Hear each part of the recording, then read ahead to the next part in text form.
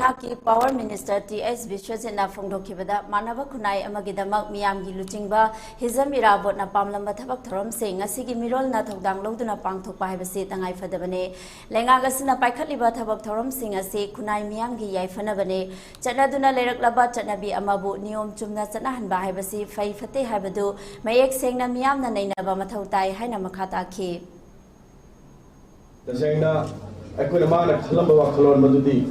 ब्रिटिशना रोयलन चबलमा लमदम से के कोई कमाई तबदना अखोगी अफाबा मणिपुर में पांगन कनबा अदुगा इरोम दोगी मणिपुर में लाकेदगे अदुगा अफाबा मणिपुर दा सोसाइटी दा समाज दा लांदुना लेरम पुरा मसिंजी कमाई तबदना करम मोंग चुथो अगादा पुगदगे अदुगा मियाम पुनमक अखोई ngasi सिंग तम हन लेरि पुरा मसिंजी कमाईना पुना चबिनगदगे हाइबा पुनबा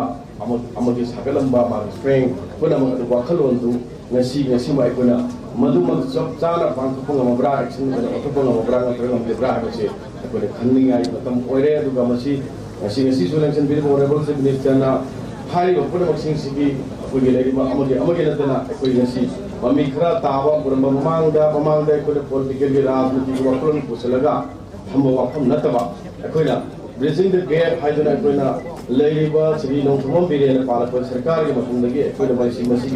mami mai dar sektam amo putpang ambaje akoi ngasi ma ko yamne appreciable oiba adu achoba achievement amani hamsi mai thumde masi